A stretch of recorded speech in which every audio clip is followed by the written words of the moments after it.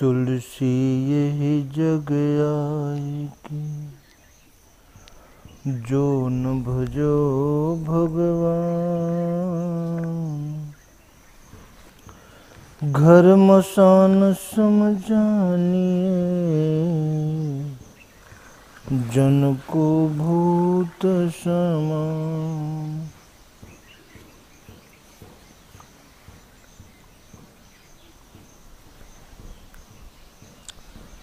जहीं घट प्रेम न उपजे, पुनि रसना नहीं नाम। ते नर यही संसार में, उपज भये बेकाम।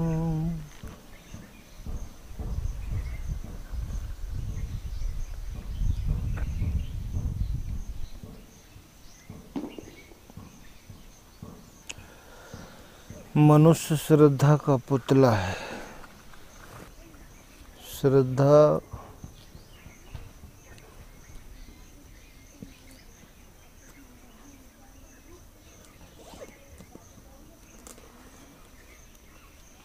हमेशा घटती बढ़ती रहती है।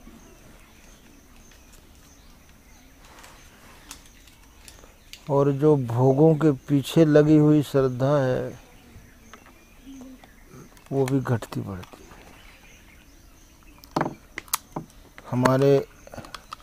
हमारे मन का हो गया तो श्रद्धा बढ़ गई, मन का नहीं हुआ कम हो गई। धंधे में थोड़ा फायदा हो गया, श्रद्धा बढ़ गई, थोड़ा घाटा हो गया तो ये भोगों के पीछे जो लगी हुई है, भोगों की कामना से जो लगी हुई हमारी श्रद्धा है, वो घटती बढ़ती है।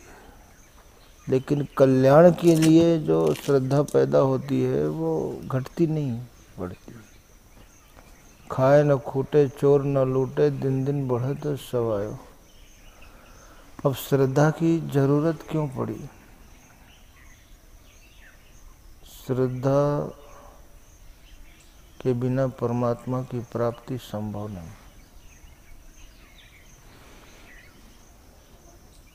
और परमात्मा की कृपा के बिना न सुख है, न शांति है, न सफलता है, न समृद्धि। हर आदमी दुनिया में आगे बढ़ना चाहता है,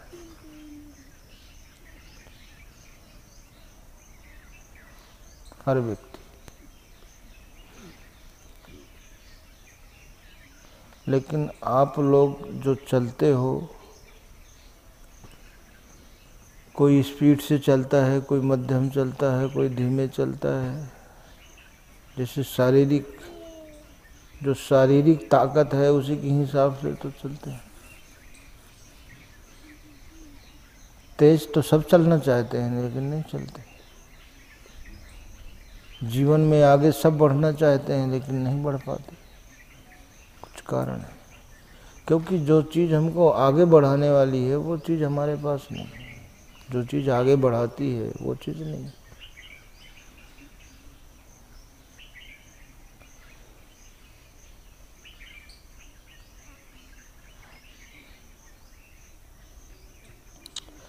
सबसे पहले जरूरी है अपने जीवन में ईश्वर का महत्व समझना। मनुष्य रात दिन कुछ न कुछ करता है, और रात दिन कर रहा है। जब से वो संसार में कुछ करने लायक होता है, तब से, और जब तक उसका शरीर काम करता है। ऐसा कोई आदमी है जो आगे नहीं बढ़ना चाहता, पीछे जाना चाहता है? सब आगे बढ़ना चाहता है। लेकिन महात्माओं ने, संतों ने जो खोजा है कि आगे बढ़ाने वाली जो चीज़ है, कहीं गंगा जी बहुत तेज बह रही हैं, लेकिन गंगा जी कैसे बह रही हैं कि भगीरथ का डंडा लगा हुआ है पीछे, इसीलिए गंगा हाँ, वो अपने बल पे नहीं, पीछे डंडा लगा हुआ है। तो जिस व्यक्ति के जीवन में ईश्वर की कृपा का डंडा लगा है, सहारा का डंडा लगा है, उसकी गाड़ी तेजी से आगे बढ़ती है। चलना सब शुरू करते हैं, सबके लिए, किसी के लिए 26-25 घंटे का दिन रात है, सबके लिए 24 घंटे का ही दिन रात है। समय भी सबके लिए बराबर है। उतने ही समय में काम करने वाला एक कितना आगे निकल जाता है, बहुत आगे। और उतने ही समय में एक मजदूर का मजदूर रहता है। समय सबके लिए है। देखिए कितनी पीढ़ियां बीत गई उनकी, मजदूर का मजदूर।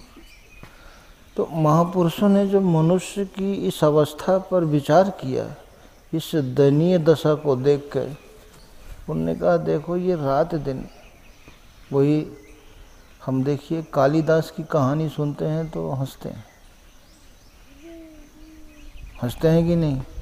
यार ऐसा तो कोई नहीं करेगा कि जिस डाल को में बैठा है उसी डाल को काट रहा है, ऐसा तो कोई नहीं करेगा। लेकिन अपन सब वैसे ही कर रहे हैं।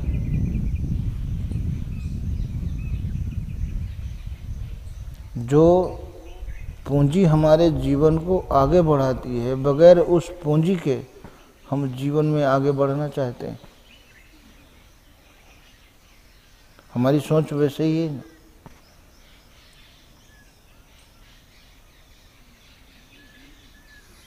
कितनी पीढ़ियां उसकी बीत गई, मजदूर ही पैदा हुआ और अंत में मजदूर ही बन करके मरा। तो उससे पूछो क्या बढ़ना नहीं चाहते थे? 50 साल पहले भी उनके पास 2 थाली, 2 लोटा, 2 कटोरा, 50 साल बाद भी वही, और सुबह से शाम तक फावड़ा उठाया और अपना मजदूरी करते।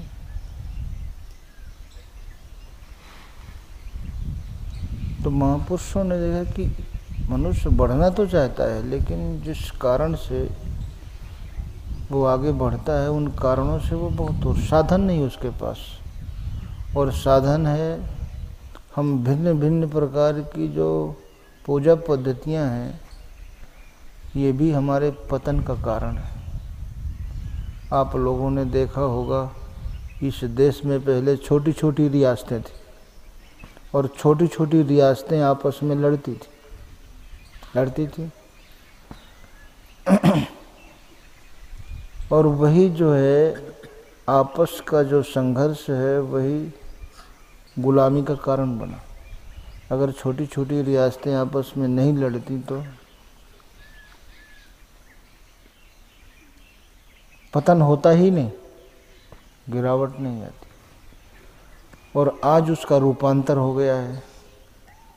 छोटी छोटी पार्टियां, छोटी बड़ी जातियां आपस में जो है, अब दुनिया में देखिए पहले जिंदगी भर कुछ भी करते रहें, 5 साल कुछ भी करते रहें, लेकिन जब चुनाव आता है तो अपने कर्म का भरोसा ख़त्म हो जाता है, अपनी ईमानदारी का भरोसा ख़त्म हो जाता है। फिर जाति समीकरण बन, फिर जुगाड़। तो इसका मतलब अपनी निष्ठा जो है, अपना जो कर्म है, उसका फिर हमें बल कहाँ रहा। तो आज जो जातियां आपस में लड़ रही हैं, एक दूसरे के प्रति जो द्वेष भाव है, आप लोग देखो बैठते हैं आपस में, कहीं भी जाते हैं अपरिचित जगह में, रेलवे स्टेशन में, बस अड्डे में या और भी कहीं तमाम फंक्शनों में, तो पहले आदमी समझ के ही तो बैठते हैं कि नहीं बैठते।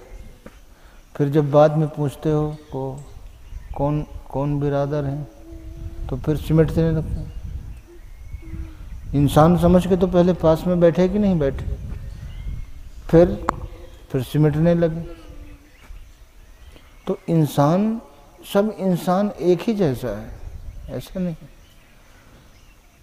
अब इसमें से अभी सब एक जैसे बराबर लगते हैं कि नहीं? फिर शुरू देखेंगे पहले योग्यता क्या है।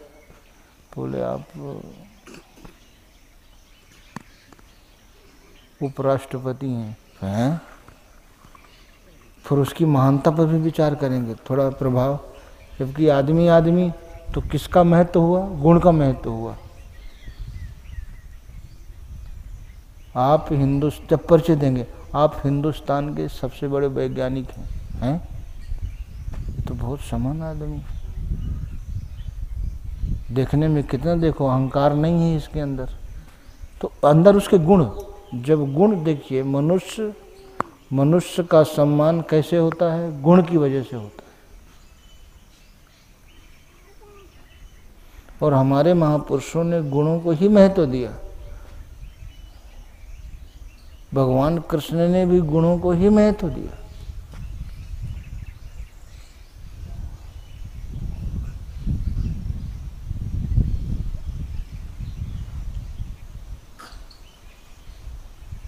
चातुर्वर्ण्यम मया सृष्टा गुण कर्म विभागसा। गुण कर्म, गुण और कर्मों के हिसाब से मैंने उनका विभाग किया।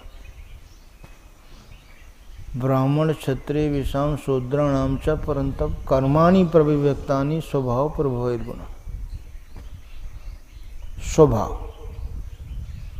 स्वभाव हमारा बदलता रहता है, और ये स्वभाव ही हमारे सुख और दुख का कारण है। स्वभाव ही शत्रु और मित्र का निर्माण करता है। जिसका कुटिल स्वभाव है, आप उसको कितना भी बढ़िया जगह में बैठा दो, वो 10 दुश्मन बना लेगा। और जिसका अच्छा स्वभाव है, वो आप अपरिचित जगह में कहीं भी बैठा दो,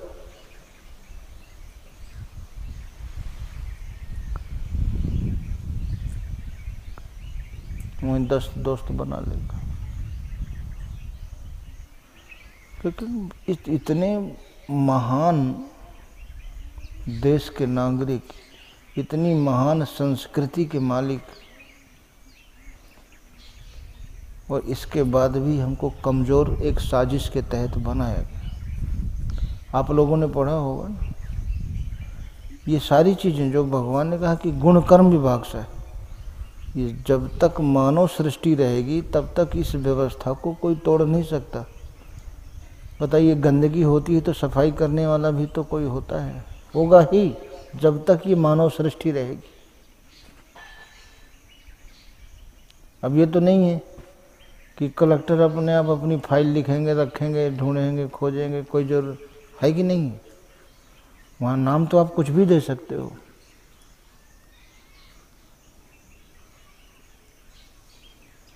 क्या एक विभाग में एक ही लेवल के कर्मचारी रहते हैं?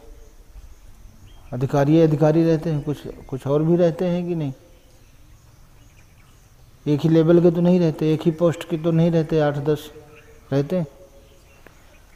तो उतार चढ़ाव है कि नहीं वहाँ भी? एक ही पोस्ट के कलेक्टर ऑफिस में कितने लोग रहते हैं? 8-10 लोग तो रहते हैं। तो क्या 8-10 लोग ही IAS होते हैं?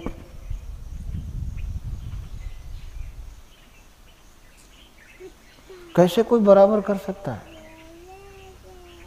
फिर सृष्टि का काम कैसे चलेगा? हो भी नहीं सकते। हाँ, महापुरुषों ने जो रास्ता दिया है उससे, और ये व्यवस्था देखिए सब जगह है। सब जगह आपको कपड़े सिलने वाले मिलेंगे, जूता बनाने वाले मिलेंगे, चमड़ा निकालने वाले मिलेंगे, कपास बोने वाले मिलेंगे, टाट पट्टी दरी बनाने वाले मिलेंगे। अब ये दरी बनाने वाला कोई है ना, ये हमने खुद बनाया और खुद बैठे? कौन है वो? तो इस व्यवस्था को हम बदल कैसे सकते हैं? बाल बड़े होंगे तो बनाने वाला भी तो कोई होगा, कपास बोने वाला कोई होगा, उस कपास को मंडी तक पहुंचाने वाला कोई होगा, उस मंडी से मिल तक पहुंचाने वाला होगा, उस मिल में उसको काटने वाला होगा, फिर कटे हुए सूत को फिर और आगे मिल में पहुंचाने वाला कोई होगा। सिस्टम है। और इसी का नाम व्यवस्था है। और व्यवस्था किसका नाम है? इस व्यवस्था को हम बदल सकते हैं तो समाज ही ठप हो जाएगा। अब ये तो नहीं है कि कोई आईएएस जो है वो 8-10 गाय भैंस रखे, फिर वहाँ से ड्यूटी करके आएगा, सानी करेगा, दूध निकालेगा, फिर वह हल धर करके रख के कंधे पे खेत जोतने जाएगा। है ऐसा? व्यवस्था है वो उसके अंदर उतनी योग्यता है, उसको अपने योग्यता से उसको काम करना है। और सब मिला करके जो हमारा ये सामाजिक संगठन है वो तैयार होता है। इसी कहते हैं सामाजिक संगठन। हमारे जो कोई भी है, जितने भी शरीर में अंग हैं, अगर किसी भी अंग में कोई रोग होता है उसमें पैसा कम खर्च करते हैं आप? किसी में कम, किसी में ज़्यादा, ऐसा है? भाई शरीर हेड है, ये तो सबसे ऊंचा है, तो इसमें कोई रोग हो गया तो इसमें ज़्यादा करेंगे और कहीं हो गया तो उसमें नहीं करेंगे। ऐसा है क्या? हमारे शरीर का कोई भी अंग उपेक्षित नहीं है? तो फिर समाज का अंग हमने उपेक्षित एक को क्यों बनाया? ये किसकी देन है? महापुरुषों ने तो नहीं कहा। भगवान ने तो केवल एक इंसान पैदा किया। फिर आगे बढ़ने का उन्होंने रास्ता बताया कि आदमी आगे कैसे बढ़ता है। बगैर पूंजी के आप व्यापार कर नहीं सकते, कर सकते हैं? बगैर पूंजी के कोई काम कर नहीं सकते। तो महापुरुषों की खोज थी ये कि बगैर, देखिए, आत्मिक संपत्ति, जिन महापुरुषों ने आत्मिक संपत्ति अर्जित किया, उन्होंने समाज का देखा, समाज कैसे चलता है, समाज कैसे आगे बढ़ता है, कैसे उसका अंत होता है, कैसे शरीर बनता है, सारी प्रक्रियाओं को उन्होंने सबको भली प्रकार समझा।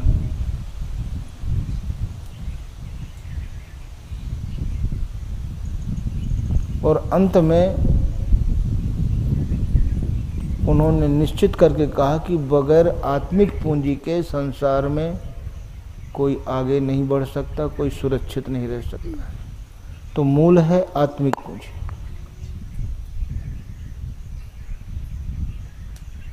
बिना आत्मिक पूंजी के आप रात दिन तो हाथ पैर मार रहे हैं, देखिए, लेकिन 20 सालों से वहीं का वहीं है। क्यों नहीं बढ़ रहे? और एक आपके साथ ही चलने वाला आपसे कितने किलोमीटर आगे हो गए? क्या कारण है इसका? अब इसको हम एक सामान्य भाषा में लगा लेते हैं, भाई उसका भाग्य साथ दिया और हमारा भाग्य साथ नहीं दिया। बस ये मनुष्य की संगीता। उसके भाग्य ने साथ दिया और हमारे भाग्य ने क्यों नहीं साथ दिया? ये भाग्य बनाता कौन है? कौन बनाता है? भाग्य मनुष्य का मन बनाता है। अगर परमात्मा ने बनाया, चलो हमारा भाग्य अच्छा लिख दिया, किसी का खराब लिख दिया, तो उसका आधार क्या है? परमात्मा ने किस आधार पर किसी का भाग्य अच्छा लिखा, किसी का खराब? क्या कारण है? वो किसी के साथ फिर न्याय किया, किसी के साथ अन्याय किया, कुछ तो आधार होगा, कुछ तो कारण। ये परमात्मा ने अपने मन से ही, मर्जी आया किसी का भाग्य अच्छा लिख दिया, मर्जी आया किसी का बुरा लिख दिया। ऐसा है क्या? जो पूरी सृष्टि को मर्यादा में रखने वाला, उसका नाम मर्यादा पुरुषोत्तम है, वो मर्यादा का उल्लंघन कैसे कर सकता है? हम अपने भाग्य का निर्माण स्वयं करते हैं। आप जो सोच रहे हो, ये हृदय रूपी पुस्तक सबको मिली है कि नहीं? और इसमें विचार रूपी लेखनी हर समय हर क्षण चलती रहती। आप जो भी लिख रहे हो, अभी फिलहाल जो लिख रहे हो, एक एक मिनट में बहुत शांति से आप लोग चिंतन करेंगे तो आप पाएंगे कि देखो, हर मिनट हमारे जीवन में कुछ न कुछ परिवर्तन होता है। अभी हम प्रसन्न बैठे हैं, इतने में ही कहीं लड़का सीढ़ी से गिर गया, कहीं गाड़ी के सामने आ गया, कहीं और बाहर से कोई अप्रिय सूचना मिल गई, कुछ ना कुछ। अभी खूब प्रसन्न बैठे,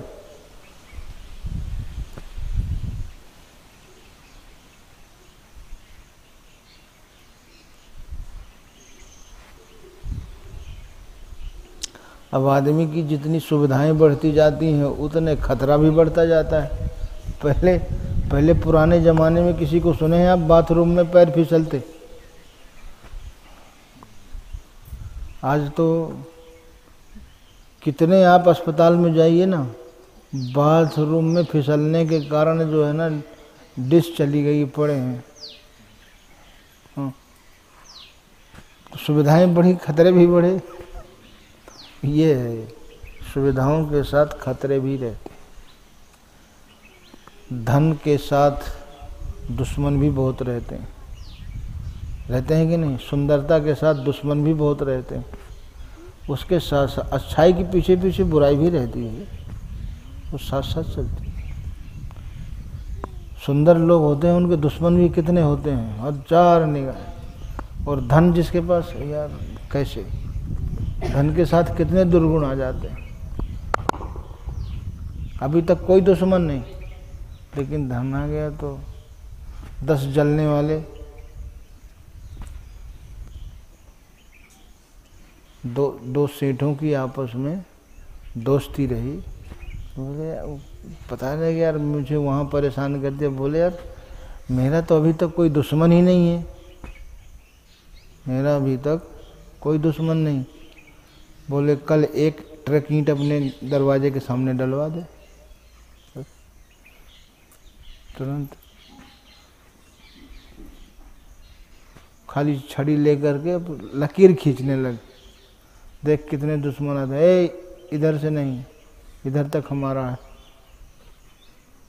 अभी कुछ किया ही नहीं भाई, एक ट्रक ईंट डलवा के बस लकड़ी एक छड़ी लेके बस ऐसे लकीर खींचो यहाँ से, उसको कहते हैं यहाँ से 4 खड़े हो जाएंगे। भाई ऐसे कैसे?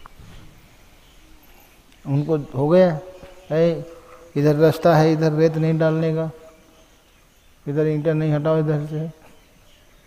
वो 4 टोकने वाले तुरंत खड़े हो जाएंगे कि नहीं?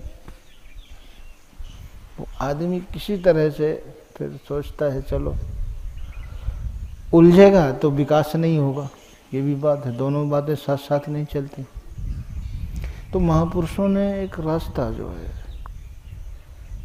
निकाला। आत्मिक संपत्ति मनुष्य की वास्तविक संपत्ति है और इस संपत्ति के द्वारा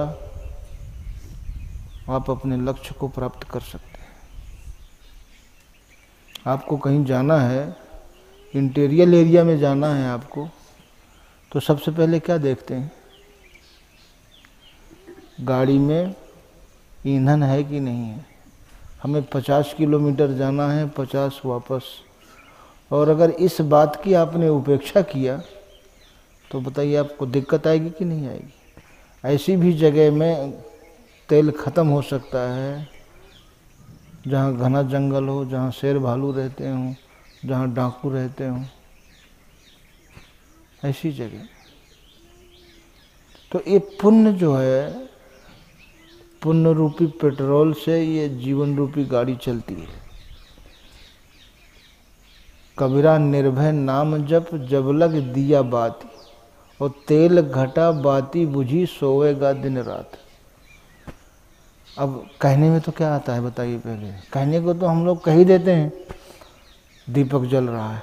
किसी ने आज तक कहा कि तेल जल रहा है, बाती जल रही है? दीपक कहाँ जला बताओ? दीपक जला? दीपक जलता है कि बाती जलती है? लेकिन कहने में क्या आता है? दीपक जल रहा है। सामने दिख रहा है, फिर भी देखो बाती जल रही है, तेल जल रहा है, फिर भी क्या कहते हैं? हाँ? ये ऐसी तो हमारी समझ है। दीपक कहाँ जलता है? दीपक तो वहीं का वहीं है, जलने वाली चीज़ तो खत्म होती है ना। तो तेल जला, जहाँ तेल जल गया तो जीवन रूपी दीपक बुझ जाता है। तिल घटा बाती बुझी सोवेगा दिन रात। तो हमारा लक्ष्य है, हमारे 4 लड़के हैं, 2 लड़के हैं, 3 लड़के हैं, इनकी शादी करना है, मकान बनाना है, इनकी व्यवस्था करना है, ये आपका लक्ष्य है कि नहीं? तो इस जीवन रूपी गाड़ी में पुण्य रूपी पेट्रोल उतना है कि नहीं कि आपको जो लक्ष्य है आपका, जहाँ तक आपका टारगेट है वहाँ तक जाना है, फिर लौटना है। क्या हमने देखा? और सब काम अधूरा ही बीच में हम छोड़कर विदा हो जाते हैं। होते हैं कि नहीं होते? हमारा सबका लक्ष्य है, हमें ये करना है, ये करना है, लेकिन कहीं आपको जाना है उससे पहले आप देखते हैं कि नहीं? लेकिन इसको देखा किसी ने? यार हमने सोचा तो बहुत है, योजनाएं तो बहुत हैं हमारी, लेकिन उतना भीतर पूंजी है कि नहीं? और इस बात की जो उपेक्षा करता है, कहीं दोस्त जो है, आप कहीं जा रहे हैं, साइकिल से जा रहे हैं, पीछे से आपका दोस्त आया, उसने देखा, गाड़ी रोका, आपसे कहा बैठ जाइए, बोले साइकिल है हमारे पास। इतने में आपको कोई अपना दोस्त दिख गया जो पैदल आ रहा है, पड़ोसी है आपका, बोले यार साइकिल लेते हैं ना, आप बैठ गए ना। अब साइकिल उसको चलाना आता है तो वो धन्यवाद देगा, देगा कि नहीं देगा? यार मुझको घर पहुंचने में अभी 3 घंटा लगते, यहाँ से मेरा 12 किलोमीटर घर है और मैं तो 10 मिनट में पहुंच जाऊंगा भीतर भीतर। और अगर उसको चलाना नहीं आता, यार मना कर नहीं सकता। अगर चलाना नहीं आता तो अपना सिंगल शरीर था उसका, आराम से चल रहा था। तो साइकिल चलाना उसको नहीं आता तो अब उसके लिए साइकिल भार है कि नहीं? और अगर आता है चलाना तो साधन है। तो जीवन चलाना हमको नहीं आता तो जीवन हमारे लिए भार है। और ऐसे लोग ही तो आत्महत्या करते हैं, और कौन करते हैं? जीवन उनके लिए भार हो जाता है। और जिनको जीवन चलाना आता है, और जीवन भी एक कला है।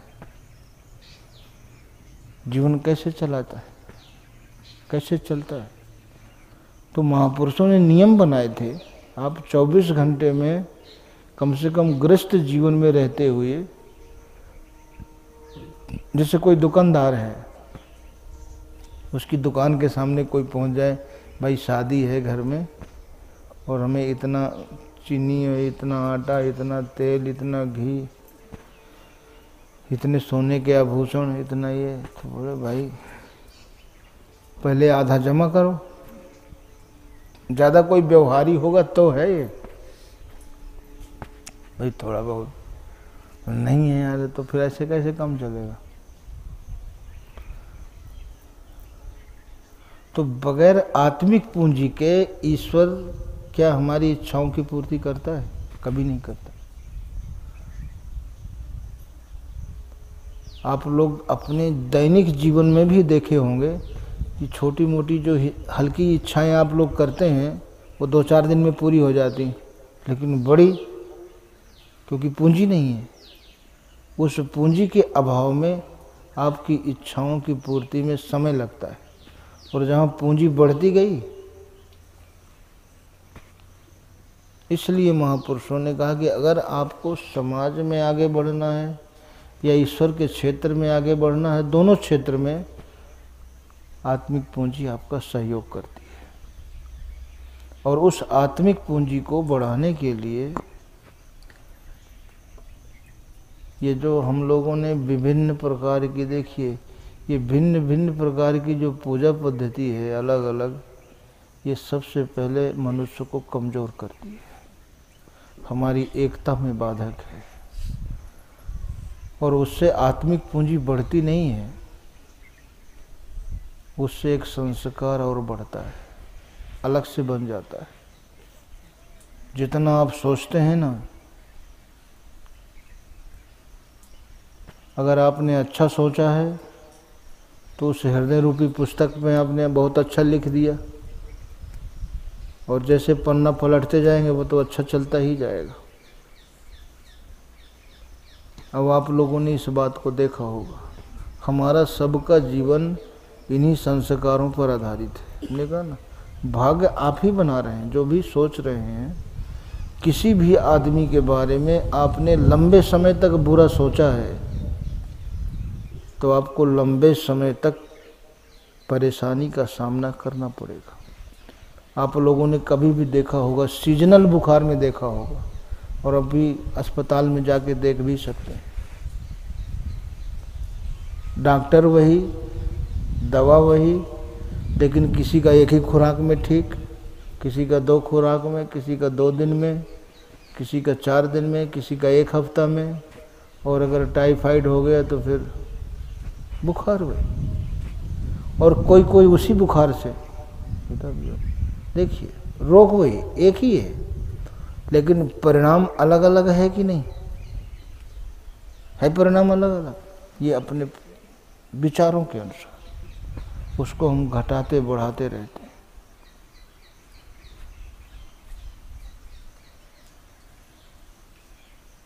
कोई सोचता थोड़े है कि मैं बीमार रहूं, कोई सोचता थोड़े है कि मुझे गोली लगे, कोई सोचता थोड़े है कि मुझे सांप काटे, सोचता है कोई?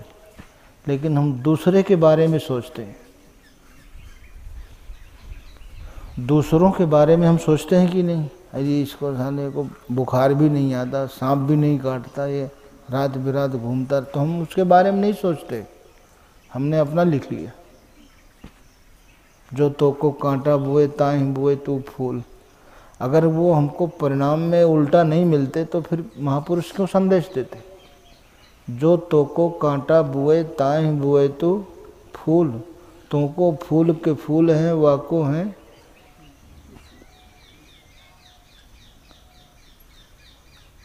महापुरुषों ने जितनी भी घटनाएं थीं अच्छी से अच्छी, हमारे देश का जो इतिहास है वो सुपर टॉप स्टोरी, चाहे वो स्पिरिचुअल स्टोरी हो या सोशल स्टोरी हो, कोई हो, सुपर टॉप। भीष्म जैसा भक्त, वो जिसकी प्रतिज्ञा को रखने के लिए भगवान अपनी प्रतिज्ञा तोड़ सकते हैं, ऐसा भक्त। और भीष्म ये बात कह रहे हैं भगवान से कि प्रभु 1000 बिच्छू के डंक मारने से जितनी पीड़ा होती है उससे ज़्यादा पीड़ा मुझे इन बाणों से जो मेरे शरीर में विधि हुई, भयंकर पीड़ा हो रही। और मैंने मन से भी कभी नहीं सोचा किसी को कष्ट देने का, किसी के बारे में मैंने बुरा नहीं सोचा। 7 जन्म से मैंने इतनी सावधानी बरती है, मुझे याद है। फिर ये क्या है? भगवान ने कहा कि इससे पहले वाले जन्म में 7 जन्म, मुझे तुम्हें हर जन्म की याद है, और इससे पहले वाले जन्म में भी तुमने एक घायल सर्प को धनुष की नोक से उछाल दिया था, वो बेरिया के पेड़ में गिरा था। वो भीष्म बच जाता क्योंकि बाज ने उसको घायल कर दिया था, बाज से भारी था, वो काबू में नहीं आया, लेकिन वो बच जाता।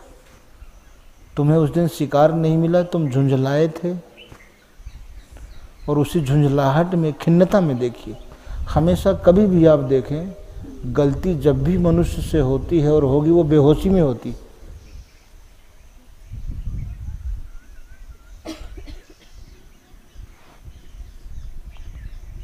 अब खाना बनाने वाला बेहोश, खाना परोसने वाला बेहोश, खाने वाला बेहोश, खिलाने वाला बेहोश, उसका परिणाम क्या होगा?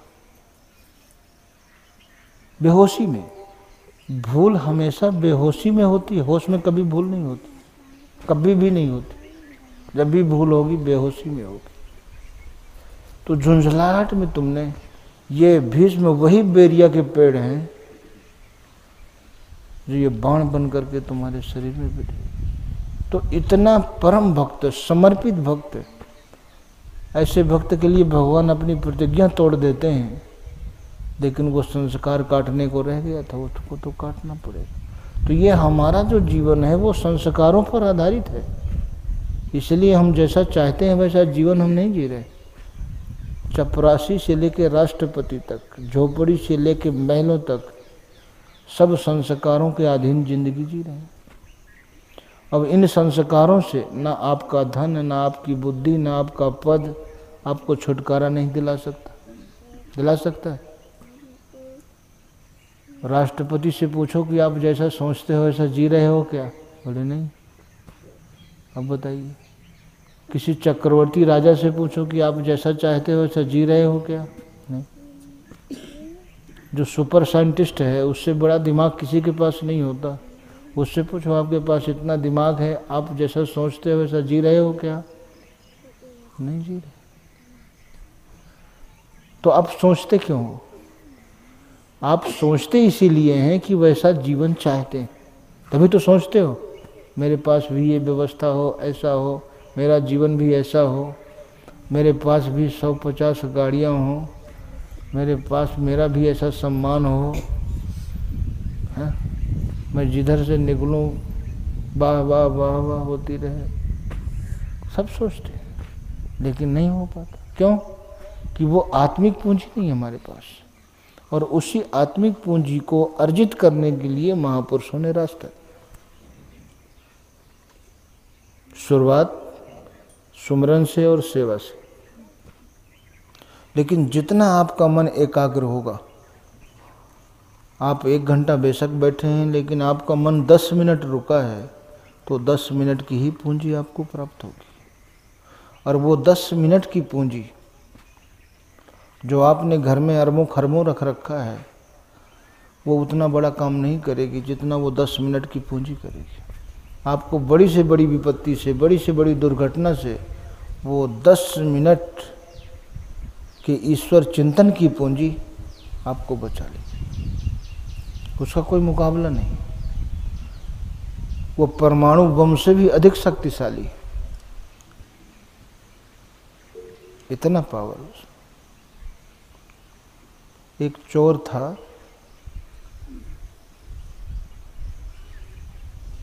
दिन भर ताश खेलता था, जुआ खेलता था। अब क्या करेंगे? शाम की प्रतीक्षा करता था, जहां शाम हो अपना काम शुरू।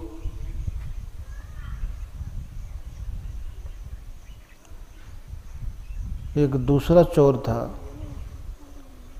तो वो सत्संग में इसीलिए जाता था, वो देखता था कि यहाँ सत्संग में कौन कौन है। अब इनके घर में कोई नहीं है, वो धीरे से प्रणाम करे, अपन बोले हमें तो सत्संग का फल तुरंत मिलता है। हाँ, देख ले कौन कौन है यहाँ बैठे हैं, अब इनके घर में तो कोई नहीं।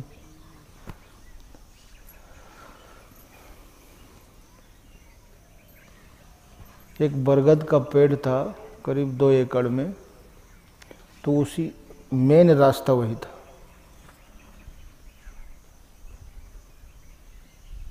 नदी से थोड़ा दूर पे पेड़ था, तो वो बरगद की पेड़ पे जहाँ दिन डूबा, दिन डूबने के बाद उस बरगद इतनी घनी छाया थी कि अंधेरा होने लगता था। 2 एकड़ में 2.5 एकड़ में था, तो पेड़ में चढ़ के बैठ जाए और कोई भी राहगीर निकले, कोई भी, धीरे से उतरे, जहाँ आगे पेड़ से थोड़ा आगे जाए तो धीरे से उतरे, कभी उसके पाँव में छू दे, कभी पीठ में छू दे, कभी बगल में छू दे, तो वो भूत भूत कह के अंधेरे में जो भी गठरी मठरी रहे फेंक फाँक के। अब आदमी को जान बचाने की पड़े ना, और जिसका देख ले माल पानी है कुछ, तो उसी के पीछे लगता था, सबके पीछे नहीं। तो फेंक फाँक के और 10-10 दिन, 15-15 दिन किसी को बुखार आए, कोई इतना भयभीत हो जाए कि मर भी। उसका क्रम चला ऐसे 8-10 साल। एक बार उस रास्ते से महात्मा निकले, अकेले थे, शाम हो गई, ठंडी का समय था, ठंडी शुरुआत, दीपावली के आसपास की घटना। तुमने कहा अब यहीं आराम करेंगे, थक गए हैं। तो लकड़ी जो है अपना झोला रख के, अब अंधेरे में दिखा नहीं कि साधु है कि क्या है, बोले यार गठरी तो बहुत बड़ी है, वो झोला लगा, उनको कुछ है माल पानी, लेकिन वो झोला रख करके वो लकड़ी बीनने लगे। लकड़ी वहाँ तो, जब वहाँ कोई रुकता ही नहीं था, लकड़ी बीना बाना अपना। जैसे ही आग जलाया इतने वो चोर नज़दीक पहुंच गया था। आग जलाया तो बोले कौन, वो भी दिख गए।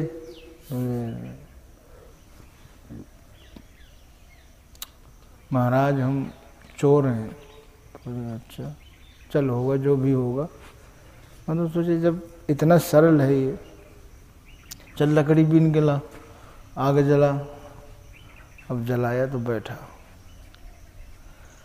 झोला से जो है गांजा निकाल के दिया, बोले चल चिलिम बना। चिलिम बना दरा। अब 4 बजे 4-5 के बीच में समय कुछ थोड़ा उजाला होने लगा, तो वो बार बार देखे गांव की तरफ, इधर उधर रास्ते की तरफ। तो बोले अरे ये क्या तुम इधर उधर।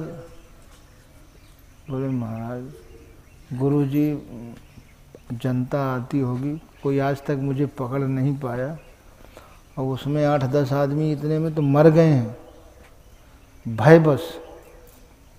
देखिए भय जो है बहुत खराब चीज़ होती है। आदमी के अंदर ही हर चीज़ जो है। अभी अमेरिका में एक आदमी को फांसी की सज़ा दी गई, तो वहाँ फांसी की सज़ा अलग अलग ढंग से दी जाती है। किसी को इलेक्ट्रिक चेयर में बैठा देते हैं, किसी को लिटा देते हैं, किसी को कैसे। तो अधिकारियों ने कहा कि इसको जो है इसकी मौत सर्प से होगी, इसको सर्प कटवाओ। उनको एक्सपेरिमेंट करना था।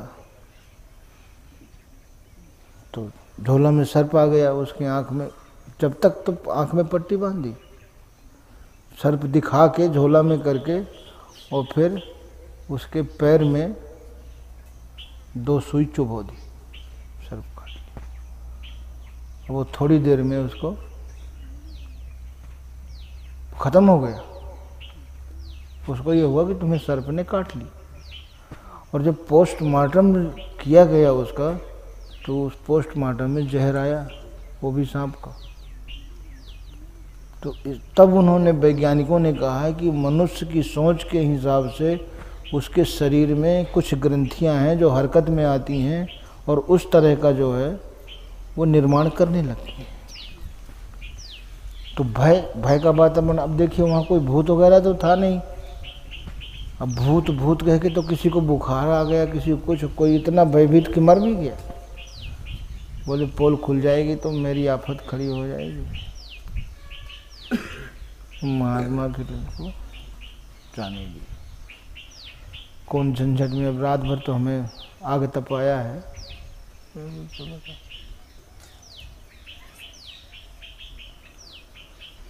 और महात्मा जी का शरीर बाद में, पहले छोटा, स्वर्ग चले गए। वो चोर का बाद में छोटा। तो यमराज ने हिसाब किताब देखा उसका, बोले इसने अपनी ज़िंदगी में कभी भी कोई पुण्य नहीं किया है, एक पुण्य किया है।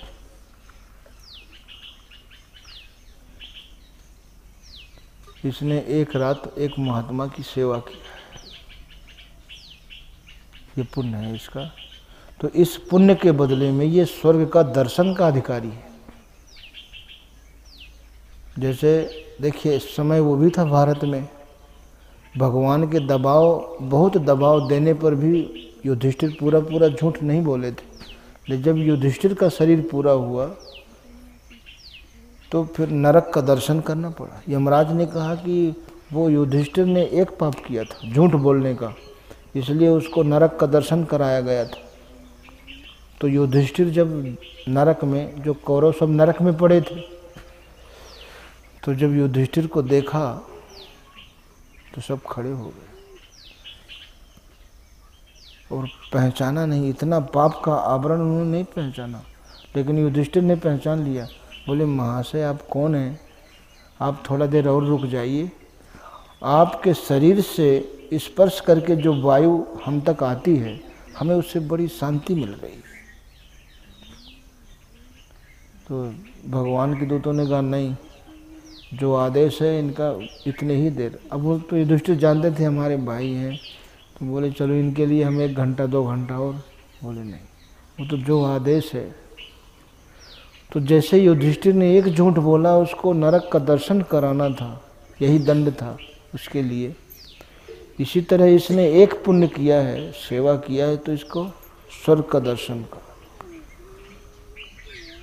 अब वो स्वर्ग का दर्शन कराते कराते, और नरक का तो उसने देखा ही था, कोई उल्टा लटका है, किसी के नीचे आग लग रही है, किसी के कुछ हो रहा है, वो सारी दृश्य देखा। जब यहाँ देखा तो यहाँ तो अलग ही बात। घूमते घूमते वो उस जगह पहुँच गया जहाँ महात्मा बैठे थे वो। तो उन्होंने कहा इनको तो हमने कहीं देखा है, स्मृति सोचने लगा वो। इतने महात्मा जी की भी निगाह पहुँच गई, तो वो तो निगाह पड़ते ही पहचान लिए। बोले क्यों, तो वही है क्या जिसने हमको रात भर आग जला के तपवाया था, गांजा पिलाया था। बोले अरे गुरुजी पहचान लिया है आपने। वो तो साष्टांग, पहले तो खड़ा सोच रहा था, फिर साष्टांग हो गया। तो बोले फिर क्या, चल चल गांजा बना, वो दे दिए। लेकिन जो जमदूत खड़े थे तो वो पीछे से कोंच रहे थे उसको, जब कोंचे तो चौंक जाए। तो बोले क्या बात है, तुम चौंक क्यों रहे हो? बोले गुरुजी पीछे से कोंच रहे, बल्लम कोंच रहे हैं पीछे से। तो वो चिमटा उठाया, बोले भगवान, वो जा करके यमराज से बता दिया, धर्मराज से।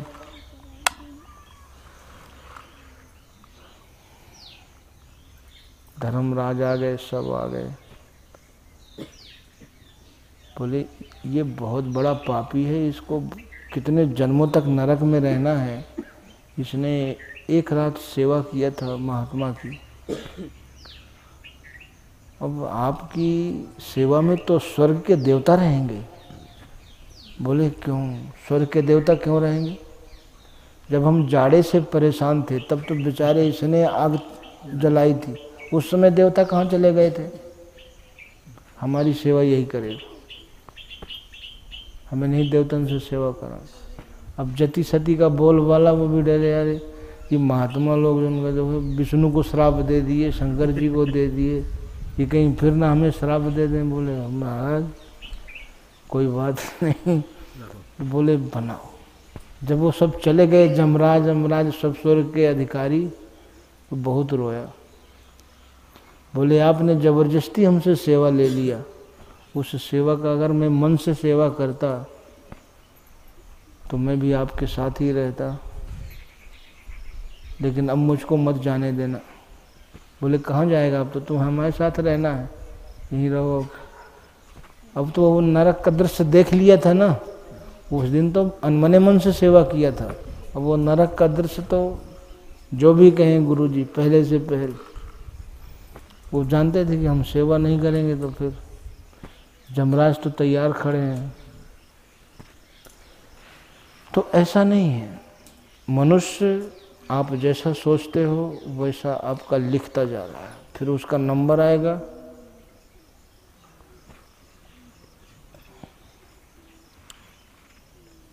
वो आपको मिलता जाएगा। एक एक विचार का परिणाम, एक एक संस्कार का, संकल्प का परिणाम जब तक आप भुगत नहीं लेते हैं तब तक इस संसार से आपको कोई छुटकारा नहीं।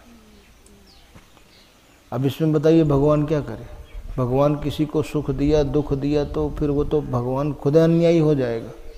भगवान न किसी को सुख देता है न दुख देता है। ये संसार न किसी को सुख देता है न दुख देता है। ये संसार भी हमारे सुख और दुख का कारण नहीं है। इस संसार को देखने का जो दृष्टिकोण है आपका, इसी संसार में देखिए लोग थे, इसी संसार को देख करके, इसी संसार को अपनी दृष्टिकोण से समझ करके और एक महलों के भोगों का त्याग कर रहे हैं, और इसी संसार को अपनी दृष्टिकोण से देख करके एक महलों के भोगों को जुटाने में लगे। फर्क है, एक महलों को त्याग रहे हैं और एक महलों के भोगों को जुटाने में लगे। तो बताइए संसार कहाँ सुख दुख का कारण होगा? हमारा दृष्टिकोण है। हमने अपने से आगे वालों से कभी प्रेरणा नहीं लिया, कभी उनके जीवन से हम कुछ सीखते। महापुरुषों ने तो आप लोग एक रास्ता दिया सबको। मतलब बताइए, वृक्ष कभी किसी से बात किया? वृक्ष नहीं बात किया। लेकिन कभी भी आप शांति से बैठ जाएंगे, कभी अकेले में बैठ के देखना, ये परमात्मा की जो सृष्टि है ये कण कण से आपको संदेश देती है। कभी पेड़ बोलते हैं लेकिन दिया फिर एक पत्ता सूखा जो है वो उड़ के चला, बहुत दुखी मन से। खुशी खुशी कोई परिवार से विदा होता है? नहीं होता है, दुखी मन से। तो वृक्ष बोला पात से, सुन पाते मेरी बात, इस कुल की यह रीत है, एक आवत एक जात। एक कुल की रीति है ये तो, क्यों को पछता रहे? वृक्ष बोला पात से, सुन पाते मेरी बात, इस कुल की ये रीत है कि आवत एक जात। एक पत्ता वहाँ से झड़ता है, उसकी जगह में नई कोपल आती। ये तो नियम है संसार का, इसमें पछताने की क्या बात है? तो संदेश लिया कि नहीं लिया? पहले हमारे देश में और क्या पूरे विश्व में, पहले माताएं ही चक्की पीसती थी घर में ही, जो है घर का पिसा ही खाते थे, रोज पीसते थे और घर वाले भी रोज देखते थे। लेकिन उससे कोई संदेश लिया नहीं लिया। लेकिन एक अच्छे व्यक्ति की देखिए, उस चक्की को देखने का जो दृष्टिकोण है वो अलग अलग है। जब कबीर साहब की दृष्टि पड़ी उस चक्की पे तो क्या कहा? चलती चाकी देख के दिया कबीरा रोज, और दो पाटन के बीच में साबित बचा न कोई। तो पीछे पीछे चेला भी चल रहा था, कमाल। तो बोले चलती चाकी देख के हंसा कमाल ठठाए, और कील सहारे जो रहे सो साबित बच जाए। चाकी की जो कील होती है, उस कील के सहारे जो भी दाना चिपका रहेगा वो पिसने से बच जाता है। तो केंद्र है परमात्मा, और उससे जो दाना जुड़ा रहेगा, मन जुड़ा रहेगा, तो हम संसार में पिसने से बच जाएंगे।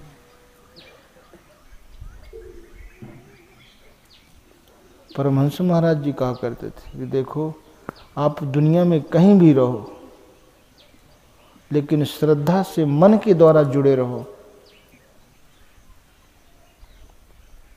लेकिन हम मन के द्वारा भी जुड़े नहीं रहते। तो हम इंजन हैं, तुम डिब्बा हो। जहाँ इंजन जाएगा वहाँ डिब्बा जाएगा, बशर्ते कोई चोर डिब्बा काटने ना पाए। बहुत लूटपाट करने वाले डिब्बा काट देते हैं ना, इंजन आगे निकल गया, डिब्बा वहीं रह गया। हाँ, वो तो वही बात है। जैसे कुंभ लगा ना नासिक का, ऐसे कुंभ जो है लगा हुआ था। तो गुरु चेला कुंभ में जा रहे थे, तो यहीं बैठना था उनको। ग्वालियर से बड़ी भीड़, खसाखस भीड़।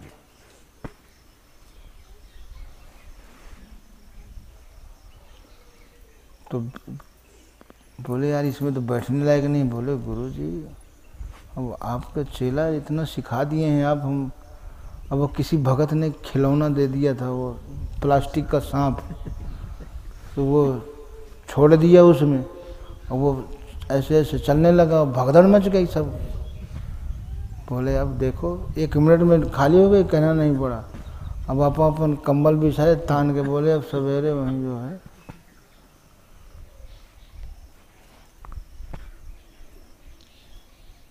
तो सवेरे 4 बजे जब वो सफाई करने वाले कर्मचारी आए तो बोले भाई टो क्यों? बोले क्या है? उज्जैन आ गया? बोले उज्जैन क्या उज्जैन, ये तो ग्वालियर है। अरे बोले गाड़ी चली नहीं? कहा बोले गाड़ी तो गई, इसमें सांप घुस गया था इसलिए अधिकारियों ने डिब्बा काट दिया इसको। ये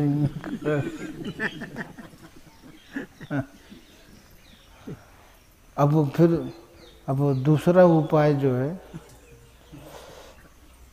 वो उतर ही आए बेचारे। अब जाना तो उनको था ही। हाँ, फिर बैठ गए दूसरी गाड़ी में। फिर आगे बोले यार बड़ी भीड़ है गुरुजी, अब वो नशा जो है, नशे के आदी थे। तो बोले गाड़ी थोड़ी देर रुकेगी, इतने अपन भग के बोले आए पानी वानी मुँह धो के बैठ के चिलिम चिलिम लगाए और वो ध्यान नहीं दिए।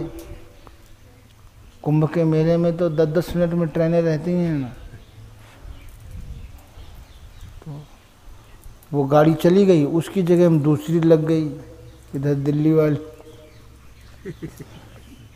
अब वो तो बैठ गए उसमें, क्या कौन इंजन का मुंह देखा था किधर है किधर नहीं है।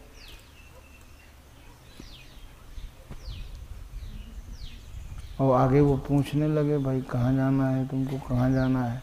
अब गुरु चेला अपन आराम कर रहे ऊपर, तो नीचे वाले कहें हमको निजामुद्दीन जाना है, कोई कहे हमको आगरा जाना है, कोई कहे मथुरा जाना है।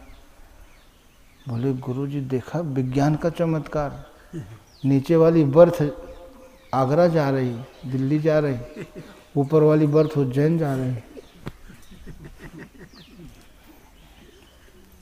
तो ऐसे हमारा मतलब कि देखिए हमारे अंदर किसी न किसी प्रकार का एक नशा रहता है।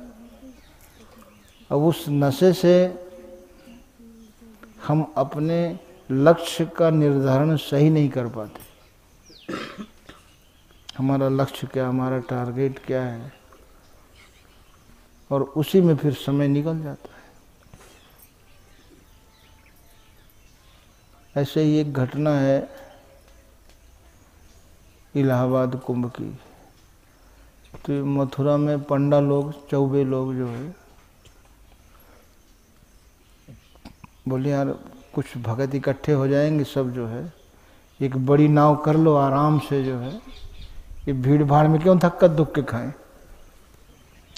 10-12 दिन में पहुंच जाएंगे। धारा उधर है तो बह रही है ना, वहीं संगम में मिल जाएंगे जाके। वो ऐसा ही किया उन्होंने। कीर्तन मंडली अपना ढोलक मंजीरा झांझ खाने पीने का सामान भांग वगैरह सब रख लिया। बारी बारी से 2 जने अपना नंबर लगा लिए, भाई 2 जने, जब ये 2 घंटा हो जाए तो 2 घंटे में दूसरा ले लेगा। अब वो चलाते रहे, बारी बारी से रात भर चलाए। सवेरा हुआ तो कुछ जाने पहचाने लोग स्नान करने पहुँचे जमुना जी, तो पहचान लिए। बोले अरे चौबे जी आप? बोले क्यों, आप कब पहुँचे इलाहाबाद? बोले क्यों रात में ज़्यादा छान लिया था क्या, ये इलाहाबाद है कि मथुरा है? बोले अरे हम लोग रात भर चले, अभी मथुरा है। बोले बात क्या है? अरे सॉरी, ये तो नाव को खूंटा से खोलना भूल गए थे, वो खूंटे में ही बंधी रही, अब बंधे बंधे ही रात भर चलाए।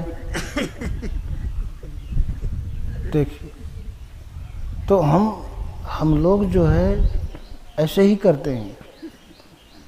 किसी किसी की यहाँ जो ये परंपरा, कहीं किसी न किसी परंपरा में हम पैदा हुए, उसी परंपरा के खूंटे से हमारा मन बंधा रहता है, और कोई सही चीज़ मिलती है ना, उसे भी हम करते हैं। दिन भर चलाए, रात भर चलाए, लेकिन नशा भी है। अपबल तपबल बाहुबल चौथो बल उन्मद, इतने बल को रद्द कर तब पावे अनहद। तो ये जो मद है, ये जो नशा है,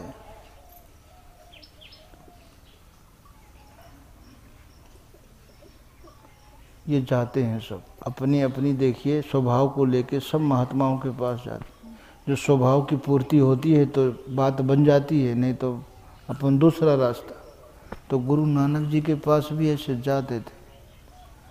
महाराज थोड़ा दम दहाड़ा हो जाए, बोले अरे भांग भसोरी सुराब पान उतर जाए प्रभात, और नाम खुमारी नानका चढ़ी रहे दिन रात। जब नाम खुमारी चढ़ी है तो कबीर साहब कहते हैं भाई नाम अमल जो रम रहा तो और अमल क्या खाए। नस नस में वो रम रहा है। तुलसीदास के भाई जब ते राम भाव तो नीको, तब नवरस खटरस रस अनरस हो जाते सब फीको। अच्छी तरह से ये मन हमारा अच्छी तरह से भगवान के चिंतन में लगने लगे, उसकी पहचान है ये। जब ते राम भाव तो नीको, तब नवरस खटरस रस अनरस हो जाते सब। फिर वो नहीं कहता है कि ठाकुर जी को आज मालपुआ का भोग लगेगा, सब फीके। वो तो भाव से देखो, भाव से तो शिवरी ने बेर खिलाया था, भाव से विदुर ने साग खिलाया था। फिर वो भाव ही प्रधान है। अपना मान टले टल जाए, जन का मान न टलते देखा। प्रबल प्रेम के पल्ले पड़ के प्रभु को नियम बदलते देखा। भगवान सारे नियम बदल देता है। आपके जीवन में घोर यातना लिखी है, क्यों? कि आपने वैसा पहले किया है, लिखा है, लेकिन वो सब कट जाता है, सब मिट जाता है। आप श्रद्धा से भगवान को पकड़ लेते हैं। ये नहीं कि वो परंपरा रूपी खूंटे से नाव बंधी है तो आप रात भर चलाओ, मेहनत भी किया, लेकिन किसी न किसी खूंटे से तो हमारा बंधा हुआ है ना। किसी के परिवार में भूत पूजा मिली तो वो भूत पूजा से बंधा हुआ है, किसी के कुछ मिला तो उससे बंधा हुआ है। लेकिन परमात्मा के यहाँ ऐसा कुछ नहीं। मन कर्म वचन छाण चतुराई, भजत कृपा करी है रघुराई।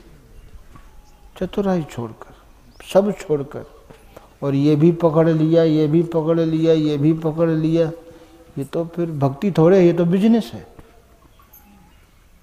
बिजनेस तो 10 लोगों से होता है ना, ऐसा नहीं। भगवान के यहाँ तो शुद्ध प्रेम, उसमें जरा सा भी कुछ मिलावट नहीं। फिर जब ज़्यादा प्रेम आपका बढ़ता है, ज़्यादा श्रद्धा बढ़ती है, तो 2 प्रेमी कभी तीसरे की उपस्थिति पसंद करते हैं? कभी नहीं। फिर आप कभी नहीं चाहोगे कि भगवान और हमारे बीच में कोई तीसरा आए, कोई तीसरा संकल्प आए, कोई तीसरा व्यवधान आए। फिर आपकी जो योग्यता है वो आगे आपको डिमांड करती चली जाएगी, लेकिन शुरुआत तो आपको करना है। और नहीं तो फिर वही वो पंडों की तरह अपन रात भर नाव चलाओ और सवेरे अरे वो तो खूंटे से छोड़ना ही भूल गए। पहले तो खूंटा से छुड़ाओ, जिस खूंटे से मन बंधा हुआ है ना, पहले उसे खोलो, फिर तो आप सहजी संगम में पहुंच जाएंगे, जहाँ जीवात्मा और परमात्मा का संगम है ना। फिर मन को समेट करके फिर आप सब ओर से उसमें लगाओ, फिर उस संगम तक आप पहुंच जाए। उसमें कोई भी रुकावट ही नहीं है। लेकिन वो नशे, भांग के नशे में वो तो खूंटी से खोलने भूल गए, खुशी खुशी से बैठ गए और अपना कीर्तन शुरू हो गया। कीर्तन वाले कीर्तन में लग गए, खेने वाले खेने में लग गए। वो तो सवेरे पता चला है कि हम तो 1 इंच बढ़े ही नहीं। हाँ, जिंदगी भर लगे रहते हैं। और फिर वही लोग कहते हैं अरे हम सब जगह देख लिए, तीर्थ में देख लिया सब, भाई कोई चीज़ बाकी नहीं बची, देखो कहीं कुछ नहीं। वो कहते हैं कहीं कुछ नहीं, और ये नहीं कहेंगे कि हम ठीक से चले नहीं। इसीलिए एक राम पकड़ो, शब्द पकड़ो, ओम पकड़ो, श्रद्धा से आप जपें। जितना समय हो श्रद्धा से आधा घंटा से शुरुआत करें, फिर समय बढ़ता रहे। जितना पूंजी आपकी बढ़ती चली जाएगी, उतना ही आपकी समस्याएं खत्म होती जाएंगी, और उतना ही आपका रास्ता तय होता चला जाएगा। ये आपके ऊपर है। अब रास्ता हम बिल्कुल चले ही नहीं। चालत चालत पग थके, नगर रहा 9 कोस, बीच ही में डेरा पड़ा, कहो कौन का दोष। तो ये सांसारिक परंपराएं हैं। गर्मी में लड़कों की छुट्टी हो जाती है ना, तो ऐसे गर्मी में लड़के ऐसे सब 10-11 लड़के और नदी नहाने जा रहे थे। वो गधा जो है चल रहा था, बोले यार चलो सवारी कर लिया जाए, कभी बैठे नहीं तो। अब वो बेचारा बैठ गए, 2-2 जने बैठ जाए, 3-3 जने बैठ जाए, मारे पीछे से, बारी बारी से सब बैठते रहे। एक आध किलोमीटर जाके गधा मर गया। अब वो गधा वाला बेचारा एक है, उसके धंधा, अब वो पता लगा लगा के सबके घरों में, अब उनमें हत्या हो गई एक जीव की। बोले भाई, अब पंडित जी के पास गए तो पंडित जी कहें देखो सारे तीर्थों का जल लाओ,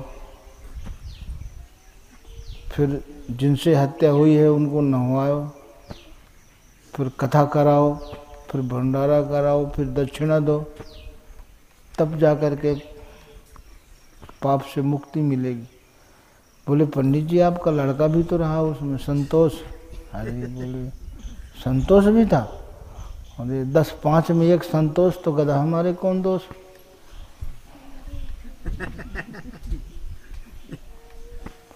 बड़ी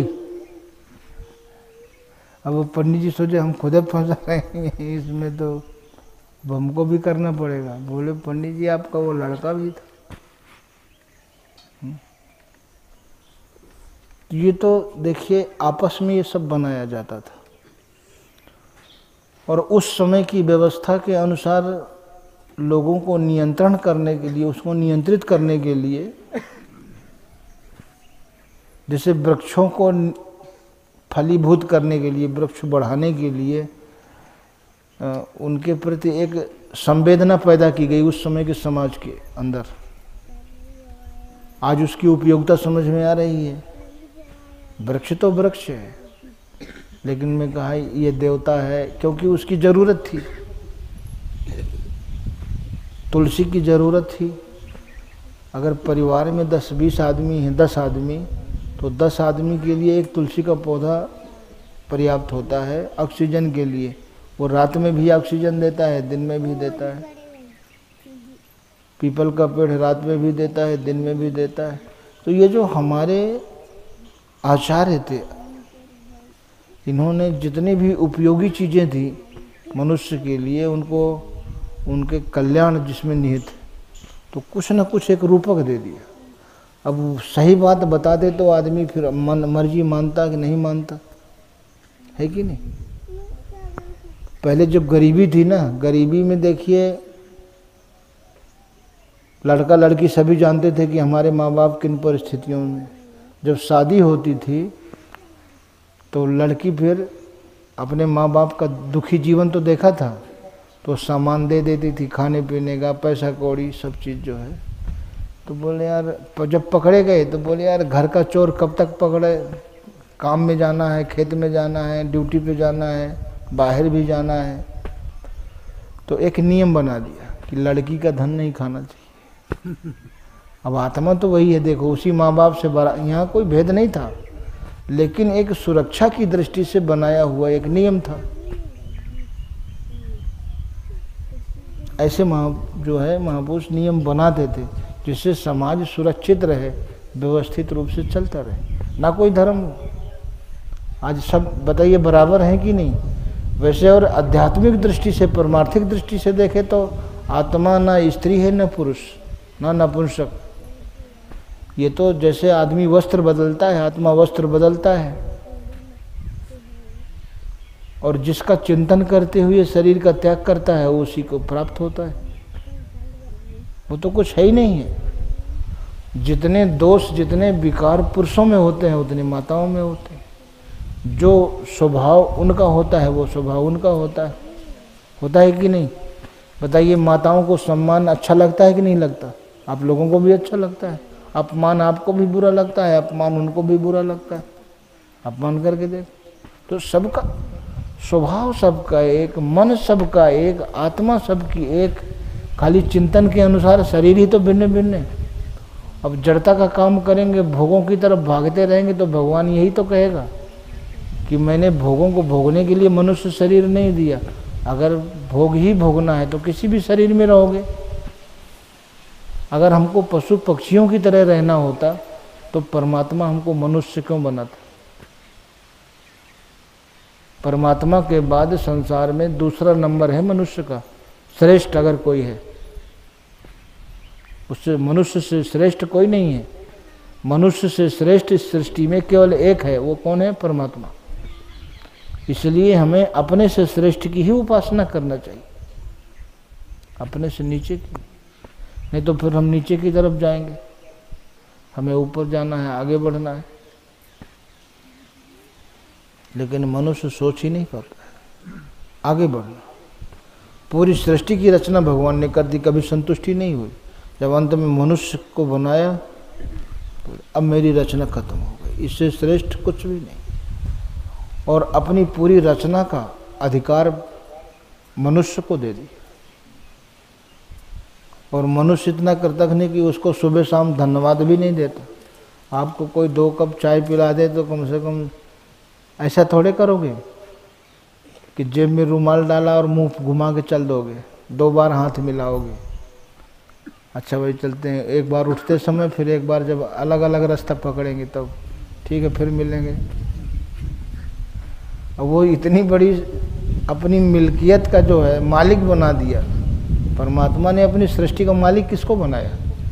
मनुष्य को, अपनी सर्वश्रेष्ठ रचना को। और इतना बड़ा अधिकार संपन्न बनाने के बाद हम झूठे का उसको ऊपरी मन से भी धन्यवाद नहीं देते, तो बताइए फिर सुख और शांति के अधिकारी हम हैं अपने मन से? सोचिए, सुख शांति कहाँ संसार में है? ईश्वर के हाथ में है। और आप उसके मन का जब तक नहीं करेंगे तो सुख शांति कैसे मिलेगी?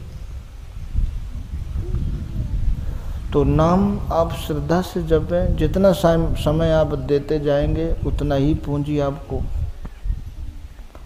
और इस सबसे बड़ी बात यह है कि कभी भगवान अपने भक्त से मजदूरी कराता ही नहीं। आप करके देखें, अभी जो अंबानी का लड़का है, कोई ईंट लगाया अपने घर में, लेकिन दुनिया के सबसे कीमती घर में है कि नहीं? एक ईंट नहीं लगाई उसने। मजदूरी भगवान कराता है।